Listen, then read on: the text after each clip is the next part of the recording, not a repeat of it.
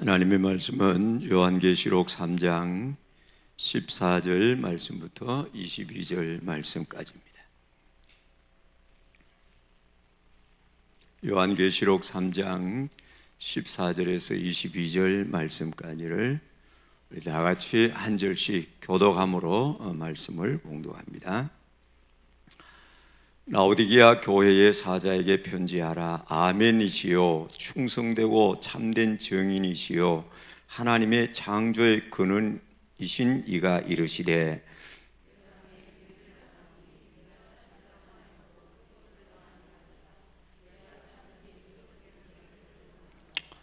네가 이같이 미지근하여 뜨겁지도 아니하고 차지도 아니하니 내 입에서 너를 토하여 버리리라.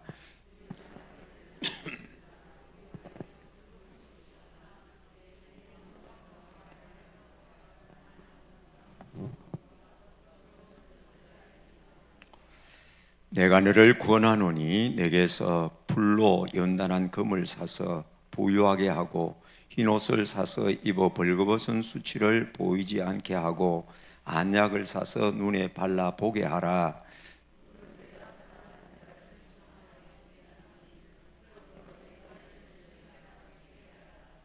볼지어다 내가 문 밖에 서서 두드리노니 누구든지 내 음성을 듣고 문을 열면 내가 그에게로 들어가 그와 더불어 먹고 그는 나와 더불어 먹으리라.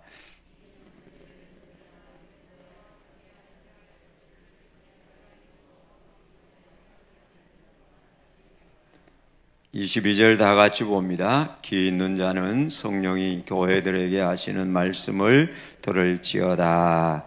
아멘.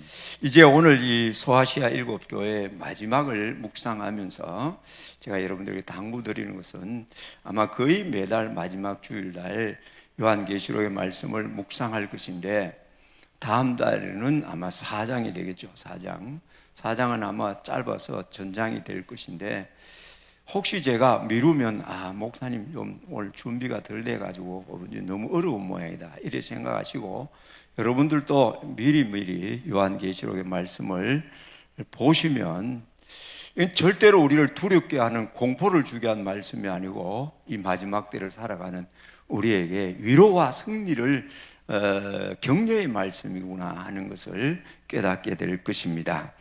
자, 2장 3장에 나오는 요한계시록의 7교회를 묵상하면서 결론은 하나님께서 이런 교회를 소원하는구나, 교회를 향하는 주님의 뜻이, 소원이, 바람이 무언가를 어렴풋이 알 수 있을 것 같아요. 주님께서 우리 의송교회를 향하여 기대하는 것이 무엇일까? 어떤 교회가 되기를 주님은 원하실까 하는 거예요. 짧지만은 다시 한번 우리 7교회 중에 에스빌라, 사빌두 뭔지 압니까? 방언한 것이 아니고 에베소, 그 다음에 마지막 두아게리아 교회까지 이름인데, 에베소 교회에서는 우리가 진짜 주님을 경험했을 때 체험한 그 사랑, 오늘 오후 예배는 어떤 목사님이 예수님의, 하나님의 사랑을 체험한 그 간증문을 제가 컴퓨터에서 찾아서 여러분에게 한번 읽어 드리려고 하는데, 그 사랑을 절대로 놓치지 말라는 거예요. 우리 교회를 향한 소원이 뭘까요? 이 사랑이 항상 식지 않는 교회가 되기를 원하시는 거예요. 그 다음에 그랬다면 두 번째 교회는 이 서문화 교회죠. 에서, 그러니까 처음부터 끝까지 신실한 교회가 되기를 원한다라는 것입니다. 세월이 흐름에 따라서 교회가 조금씩 나사가 풀려지고 좀 그럴 수가 있겠죠. 그때마다 우리는 서문화 교회를 생각하면서 시작 끝 일관되게 신실한 교회의 모습을 이루어가기를 우리는 몸부림치셔야 합니다. 그리고요, 버가마 교회는요, 진리를 지키며 거룩한 삶을 살아야 된다는 거예요. 세속의 본물이 막 밀려오는 이 뚝이 절대로 터져서는 안 돼요. 거룩함, 그 거룩함을 지켜가기 위한 진리. 그 다음에 네 번째 두아디라 교회는 그 세속 주의 가운데 우리도 모르는 사이에 오염되기 쉬운 바로 이 물질주의, 오늘날 이 자본주의 세상 속에 우리가 살아가기 때문에 우리도 모르는 사이에 이 물질주의에 깊이 빠져 있을 뿐만 아니라 교회도 이렇게 될 수 있다. 지난달까지인지 이 어떤 한 교회가 매주 소개되는 교회가 있었는데 작지만 큰 교회라는 그런 교회였어요. 그 적은 교회에서 매주마다 그렇게 더 적은 교회를 위해서 헌신하는 그 모습을 보면서 그 교회의 핵심은 뭔가 이 물질주의에 오염되지 않으려고 하는 거예요. 철저히 그렇게 베풀모로 통해서 자기들 교회는 심지어 빚이 있고 어려운 가운데 있을지라도 우리가 이것 때문에 물질주의에 오염돼서는 안 되겠다라는 거예요. 교회가 그렇게 될 확률이 많이 있어요. 우리가 이걸 주의해야 한다는 것입니다. 그 다음에 4대 교회는 뭘 가르쳐 주었습니까? 영적으로 잠이 든 교회. 오늘 우리는 폐쇄적인 사고방식 때문에 영적으로 잠든 교회가 아니고 항상 하나님이 주시는 그 은혜를 사모함으로 영으로 깨어있는 교회가 되기를 주님은 원하신다는 거예요. 여섯 번째가 뭡니까? 빌라델비아 교회. 주께서 기뻐하신 이 빌라델비아 교회는 어떤 교회였어요? 늘 복음으로 문을 연 전도하는 잃어버린 영혼을 찾는 그런 교회였습니다.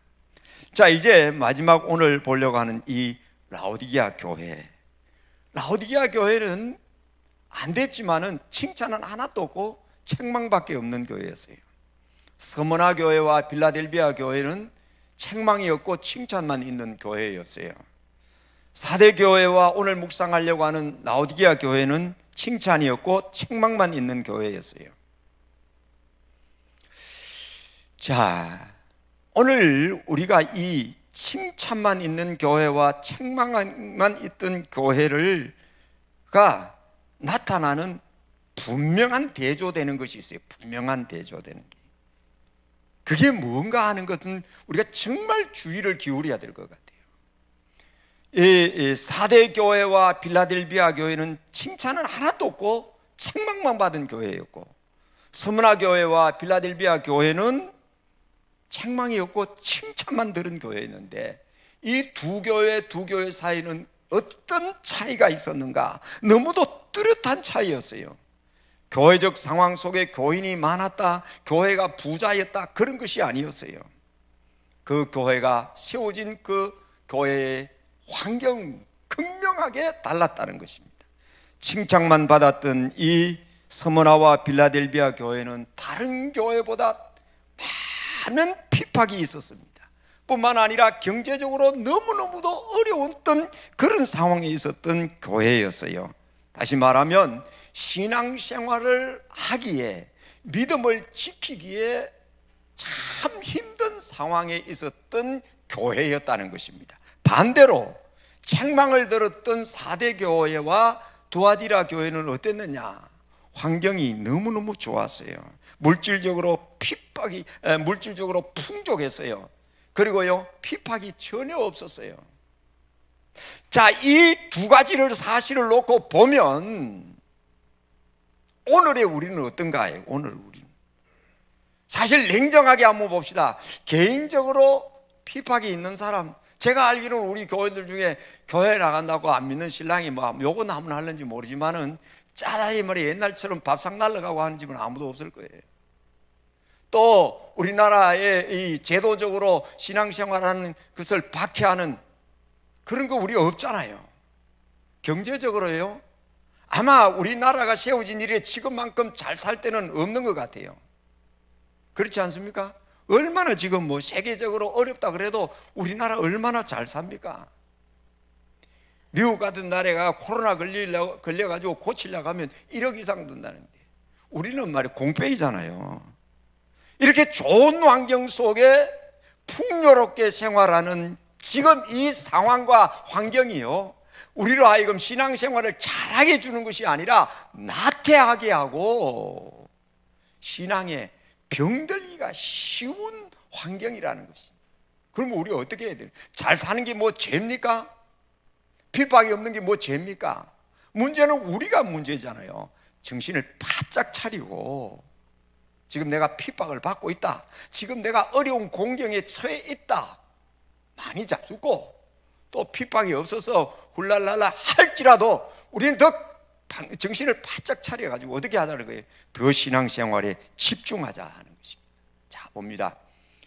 이 마지막 라오디기아 교회에게 보낸 편지 내용을 이제 한번 봅시다. 환상 중에 사도 요한에게 나타나신 예수님께서 이제 마지막 이 교회에 전하는 말씀이에요. 라오디아라는 지역의 특징은 교통이 아주 발달된 지역이었어요. 그리고요, 모직, 이 옷감, 이 모직 공업이 발달된 지역이었어요. 그리고 부르기아 가루라는 로 알려진 안약이 유명했고 의과대학이 있었던 그런 지역이었어요. 그리고는요, 활발한 금융 거래로 풍요로운 생활을 하는 지역이었어요. 딱 하나, 물 사정이 좋지 않았어요.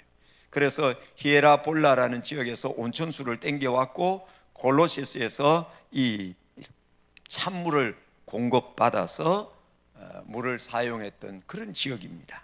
자, 라오디게아 교회에 주께서 하신 말씀을 말씀하시기 전에 주님이 나타나신 그 모습을 한번 살펴봅니다. 14절에 보면 라오디게아 교회의 사자에게 편지하라. 아멘이시요 충성되고 참된 증인이시요 하나님의 창조의 근본이신 이가 이르시되, 여기에 14절에 보면 주님의 모습이 세 가지로 나타납니다. 아멘이신 그리스도, 아멘이신 그리스도. 여기 아멘 우리가 말하잖아요. 많이 하잖아요. 아멘.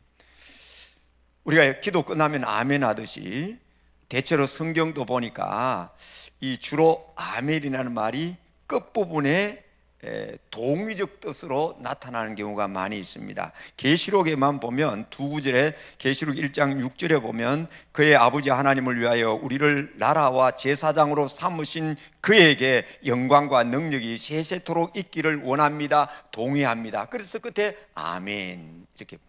그 다음에 계시록 22장 21절에 보면 주 예수의 은혜가 모든 자에게 있을지어다, 우리에게 은혜가 있으면 좋겠습니다, 동의합니다, 아멘 이렇게 써놨어요. 그 다음에 복음서에 보면, 시편에도 많이 나오지만 특별히 복음서에 보면 주께서 하는 말씀이 진실하다. 내가 진실로 너희에게 이르노니 내 말을 듣고 또 나 보내신을 믿는 자는 틀림없이 이게 진짜다, 영생을 얻었다, 심판이 없다, 사망에서 생명에 이르렀다, 이런 식으로 말씀하시는 이 아멘, 진실, 확실함, 견고함, 이런 의미로 사용되어진 것이 아멘이에요. 그런데 오늘 읽은 14절 말씀에 보면 그리스도에게 아멘이라 이런 단어가 붙여져 있어요. 그리스도가 아멘, 무슨 뜻일까요? 자, 이 말씀과 연결된 구약 성경을 이제 우리가 볼 필요가 있는데, 뜬금없이 그리스도를 아멘이라고 이렇게 한 것은 아니에요. 구약 이사야 65장의 말씀과 연결이 됩니다. 65장 16절 말씀을 이제 함께 한번 읽어봅니다. 시작. 이러므로 땅에서 자기를 구하여 복을 구하는 자는 진리의 하나님을 향하여 복을 구할 것이요, 땅에서 맹세하는 자는 진리의 하나님으로 맹세하리니 이는 이전 환난이 잊어졌고 내 눈에 앞에 숨겨졌음이라. 아멘. 진리의 하나님으로 번역된 말을 다시 해보면 엘로힘 아멘. 오늘 본문식으로 표현해 보면 아멘이신 하나님, 진리의 하나님, 아멘이신 하나님은 이어지는 17장에서 뭐라고 말씀하는가 한번 봅니다. 17절에 보면 보라, 내가 그 아멘이신 하나님이 새하늘과 새 땅을 창조했다. 오늘 본문 말씀에서 그리스도를 아멘이라 하시고 또 하나님은 창조의 근본이신 이라고 말합니다. 그러므로 그리스도를 아멘이시라고 말씀하신 뜻은 그리스도가 바로 이사야 선지자가 예언했던 하나님, 새하늘과 새 땅을 창조하신 그 진리의 하나님이시다. 그래서 그 주님의 역사 속에 고린도후서 5장 17절에 보면 그런즉 누구든지 그리스도 안에 있으면 어떻게 된다고요? 새로운 피조물이라. 새로운 피조물로 만들어주신 아멘이신 그리스도. 그래서 오늘 이 말씀에서 누구든지 아멘이신 우리 주 예수 그리스도 안에 있으면 새로운 피조물이 된다. 22절에 이사야서 66장 22절에 보면 내가 지을 새하늘과 새 땅이 내 앞에 항상 있는 것 같이, 요한계시록 21장 1절에 내가 새하늘과 새 땅을 보니.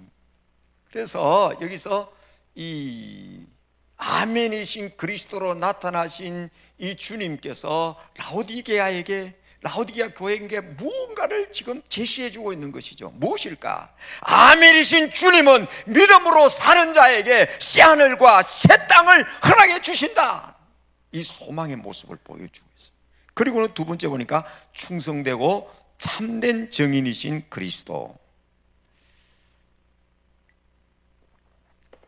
충성되고 참되다는 것은 아멘이라는 말의 문자적 의미예요. 충성되고 참된, 그 다음 정인, 신실하고 진실하시다는 뜻. 아멘이라는 말과 동의어인데, 이게 그리스도께서 충성되고 참된 증인을 할 때 정인, 말투스라는 말인데, 정인은 반드시 어떻게 해요? 정인이 거짓말하면 안 되냐. 정인의 생명은요, 신실함과 진실함이에요. 그리고 말투스는 죽기까지 그 사명을 감당하는 자죠. 그래서 정인이라는 단어에서 순교자라는 단어가 나오는데, 주님은 모든 것에 신실한 정인이다. 주님은 모든 것을 다 알고 계시는 정인입니다. 인간의 타락과 그리고 반대로 하나님의 구원 계획과 그리고 새하늘과 새 땅이 창조되기까지 모든 것의 정인이시라.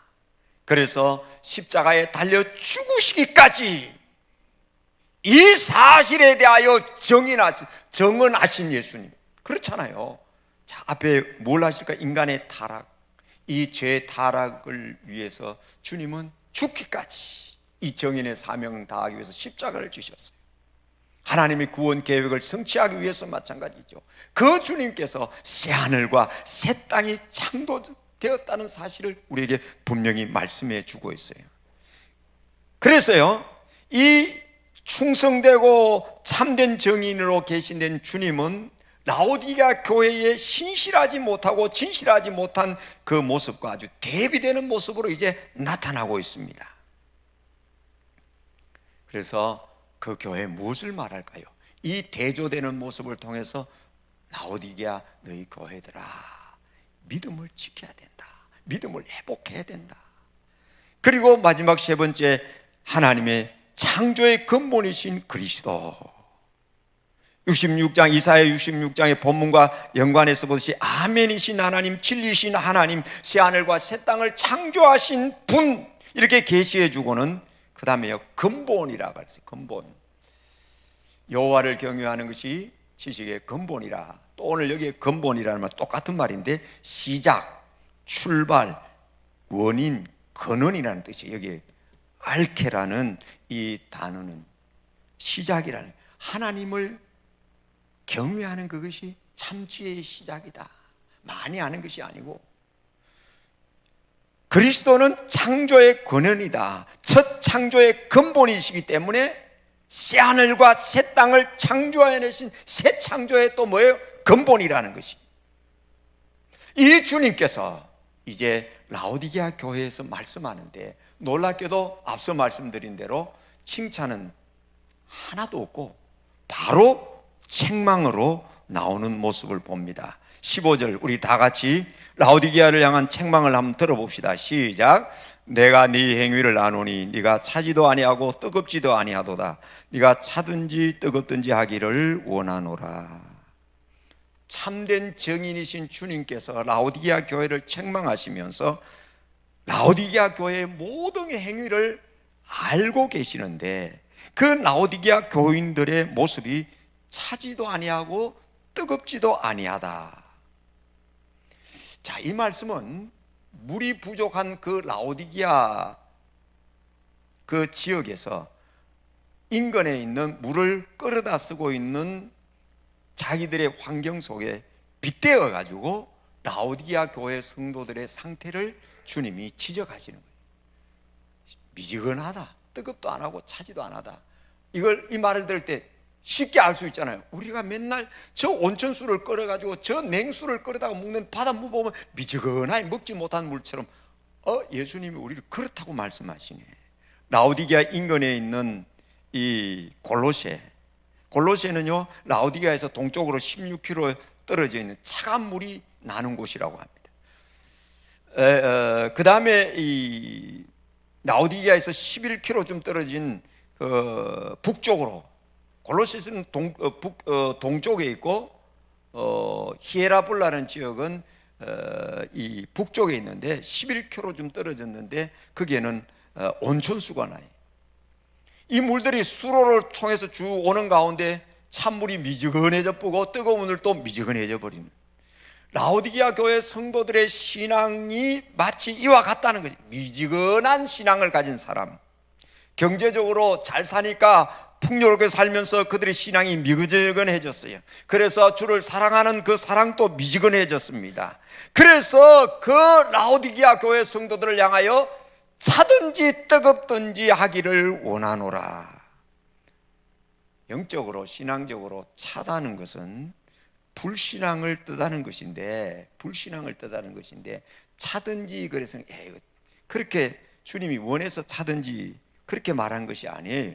미지근한 신앙 상태를 안타까워하시면서 탄식의 표현의 말씀이죠. 주님은 라오디게아 교회가 뜨거운 신앙, 열정적인 신앙을 가지기를 원했던 것입니다. 신앙에 있어서 어정쩡한 태도가 가장 문제입니다. 차라리 신앙에 대하여 반응을 하고 있다가 반응한 그 사람이 어느 날 뒤집혀지면 멋진 신앙인이 될 수 있을 가능성이 많습니다. 그러나 미지근해가지고 믿는 것도 아니고 안 믿는 것도 아닌 상태가요, 제일 문제입니다. 이런 사람은 진짜요, 뭘 말하면 다 아는 것이 말하고, 그런 사람이 정말 예수님 만나기가 쉽지 않습니다. 신앙생활 대충 하고 있으면서 잘하는 것처럼 생각하고 있는 이게 문제잖아요. 한 발은 교회에 두고 한 발은 세상에 두고 있는 자, 이쪽도 저쪽도 아닌 자, 이것은 분명 말하지만 올바른 신앙이 아니에요. 그런데도 됐다고 생각하는 것, 이게 심각한 문제죠. 얼마나 큰 문제입니까? 주님은 그것을 지적하고 있습니다. 16절을 우리가 한번 읽어봅니다. 다 같이 시작. 네가 이같이 미지근하여 뜨겁지도 아니하고 차지도 아니하니 내가 입에서 너를 토하여 버리리라. 미지근한 신앙을 주님이 얼마나 싫어하는지를 적나라하게 보여주는 표현이죠. 내 입에서 너를 토해버리겠다. 신앙생활은 하는 둥 마는 둥, 이 상태를 주님 기뻐하지 않습니다. 결코 좋아하지 않습니다. 그러므로 우리는 뜨거운 영성을 가지도록 결단해야 합니다. 어떤 사람은 신앙생활을 대충 하려고 합니다.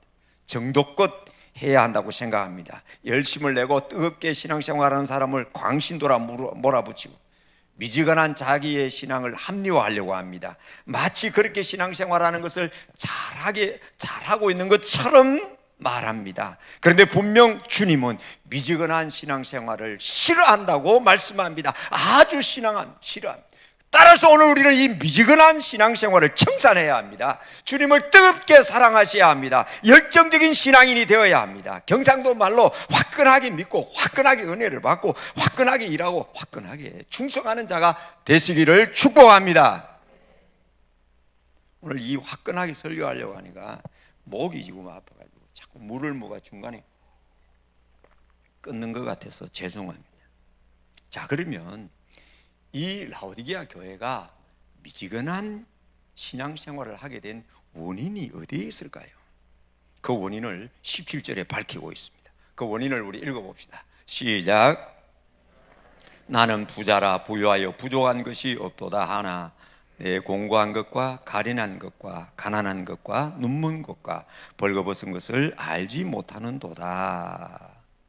라오디게아 교회가 있는 라오디아라는 지역은요, 소아시아에서 가장 부유한 지역에 있는 교회였어요.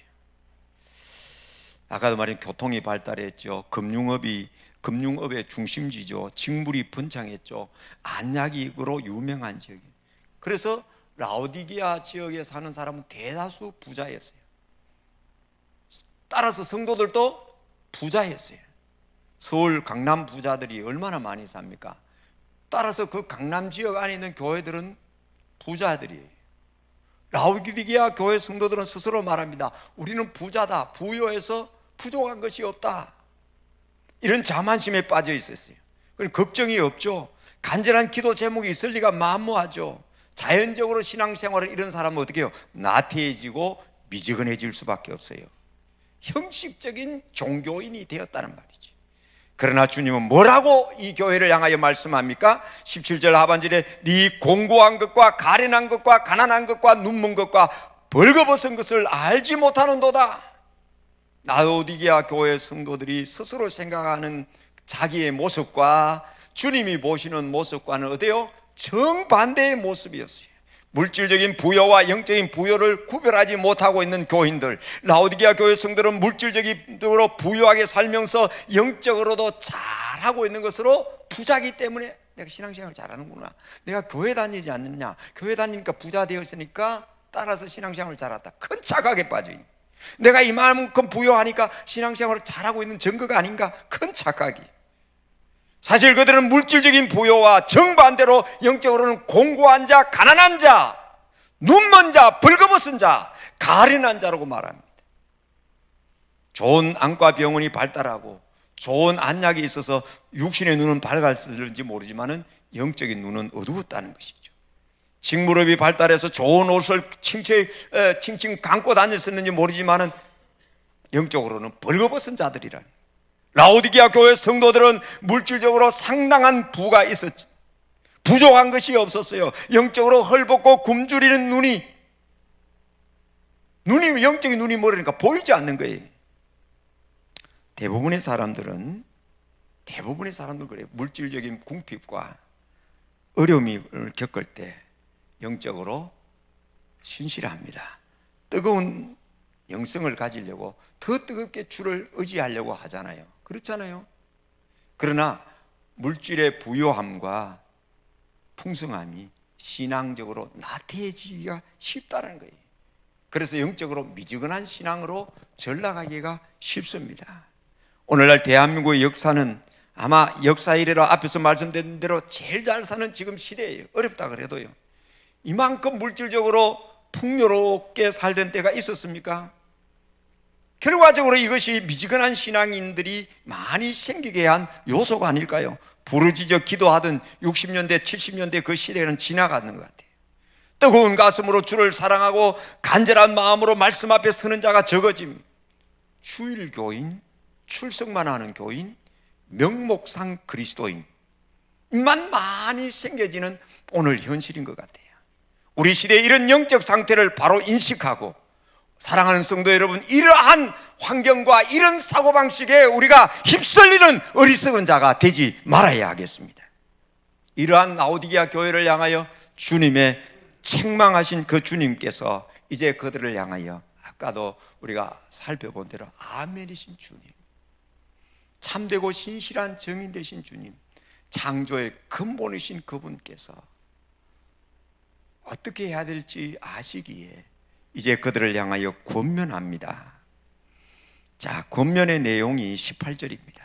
우리 18절을 읽어보겠습니다. 시작. 내가 너를 권하노니 내게서 불로 연단한 금을 사서 부유하게 하고, 흰옷을 사서 벌거벗은 수치를 보이지 않게 하고, 안약을 사서 눈에 발라 보게 하라.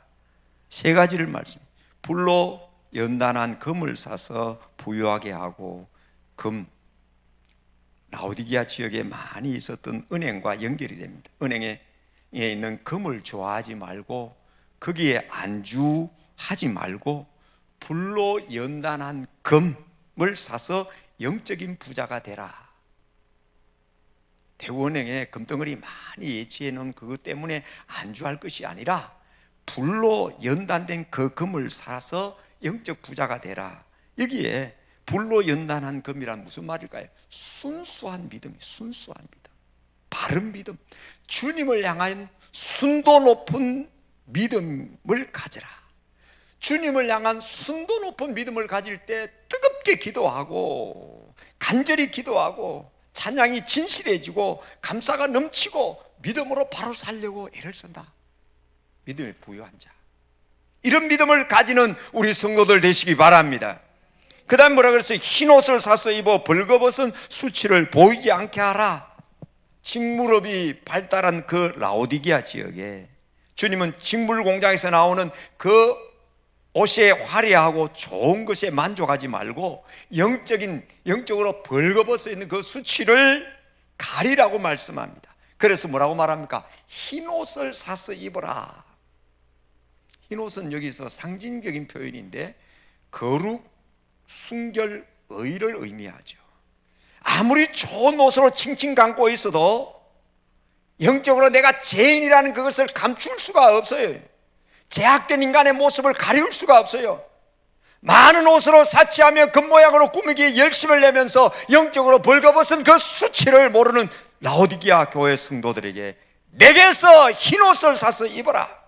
내게는 누굴까? 예수님. 예수님의 십자가의 은혜를 깨닫고 그 십자가의 보혈로 의의 옷을 입어라. 우리가 의롭게 되는 것은 다른 거예요. 예수 그리스도의 보혈로 의롭게 되잖아요. 십자가를 붙들고 의롭게 되라. 십자가의 도를 깨닫고 십자가를 바라보며 거룩과 순결과 의의 길을 걷는 성도가 되라는 말씀이죠. 왜요? 그렇게 살아야 새하늘 새 땅에 들어갈 수 있다. 라오디게아 교회 그 다음에 뭐라고 말씀합니까? 안약을 써서 눈에 발라보게 하라. 안약으로 유명한 곳이기에 그것을 자랑스러워했던 그들이지만은 영의 눈은 어두워졌어요. 그래서 영의 눈을 뜨라고 말씀합니다. 뜨라고. 영적인 눈을 뜨라고요. 자, 그런데 우리가 여기서 방금도 말씀드렸는데 불로 연단한 금, 흰옷, 그 다음에 영의 눈을 뜰 안약을 주님은 어디에서 사라고 말합니까? 어디에? 대구 서문시장, 가까운 경산장 18절에 보면 내가 너희를 권면하노니 내게서 누구에게서요? 예수 그리스도에게서. 주께 나아가면 영적 벌거벗은 수치를 가리울 수 있는 주의 보혈의 은혜로 우리의 모든 죄를 씻어줍니다. 정결케 됩니다. 그리고 주께 나아가면 내 영적 눈이 밝아질 수 있는 안약을 구할 수가 있습니다. 믿음으로 나가고 순종으로 나가고 기도로 나아갈 때 주님께서는 그 자에게 은혜를 부으시사 무엇이 더 귀한지, 무엇이 더 소중한지, 무엇을 가져야 할지를 알 수 있도록, 볼 수 있도록 내 영의 눈을 열어주신다는 것입니다. 자, 그러면 여기서 우리가 왜 주께서 이 라오디게아 교회의 미지근한 신앙 상태를 신랄하게 지적하고 있을까요? 왜 그렇게 책망하고 있을까요? 그 이유가 무엇일까요? 라오디게아 교회를 미워해서? 아니, 19절 말씀에 보면 물은 내가 사랑하는 자를 책망하여 징계하노니 그러므로 네가 열심을 내라. 뭐라고요? 라오디게아 교회 성도들을 사랑하기 때문이죠. 주님이 교회를 책망하시는 것은 교회를 사랑하기 때문입니다. 주께서 우리 성도들 한 사람 한 사람을 사랑하시기 때문에 책망도 하시고 징계도 합니다. 여러분 말씀을 들을 때 좀 찔리고 양심이 갇히게 되거든 싫어하지 말고 주님이 날 사랑하시는갑다. 그것 때문에 책망하시는구나. 징계가 임할 때에 날 사랑해서 이렇게 하나님 징계하시는구나. 이렇게 할 때 여러분은 은혜가 배로 더해질 것입니다. 그리고는 열심을 내라. 회개하라. 미지근한 그 신앙생활에서 일어나라. 적당하게 하려고 하는 거기서 일어나라. 그리고 그것을 회개하라. 신앙생활을 하는 둥 마는 둥 하는 그 미지근한 상태에서 회개하라는 말은 무슨 말일까요? 돌아서라는 거. 그 행위를 고쳐라는 말이. 열정적 영성을 가진 신앙인으로 설 수 있기를 축복합니다.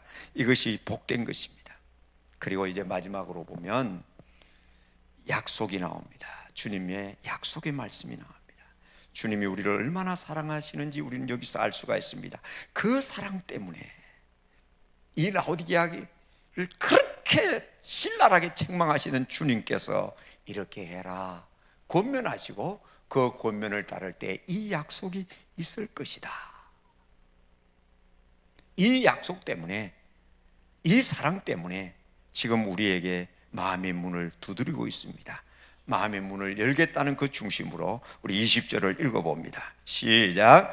볼지어다 내가 문 밖에 서서 두드리노니 누구든지 내 음성을 듣고 문을 열면 내가 그에게로 들어가 그로 더불어 먹고 그는 나로 더불어 먹으리라.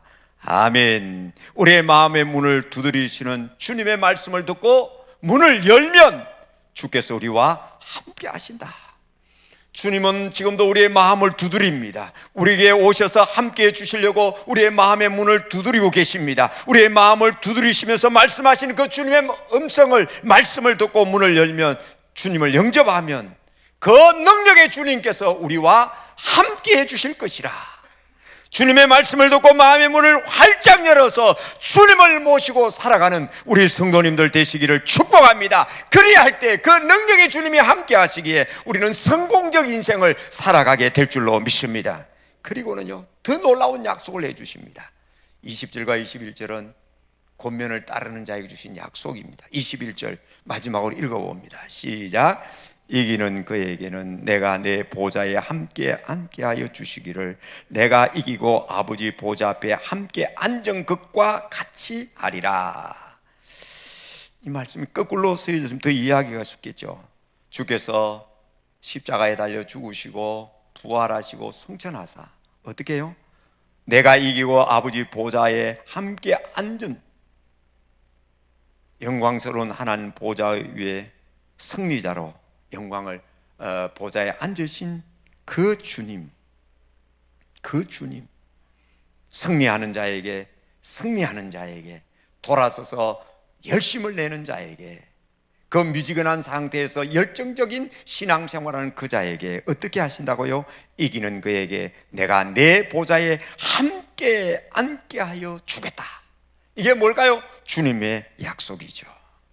믿음으로 승리하여 주님과 함께 거하는 영광을 얻게 되시고 누리게 되시는 사랑하는 우리 성도님들 되시기를 축복합니다. 마지막 22절에 귀 있는 자는 성령이 교회들에게 하시는 말씀을 들을지어다.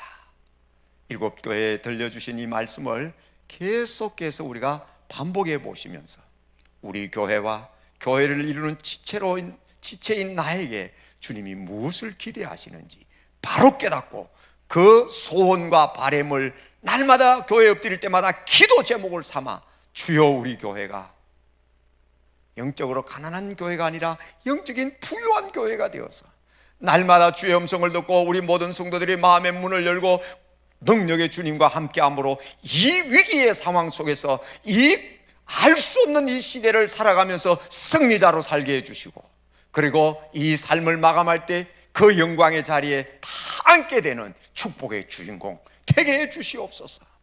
기도함으로 우리 성도님 한 분 한 분이 승리자로 서시는 귀한 은혜가 있게 되시기를 주님의 이름으로 축복합니다.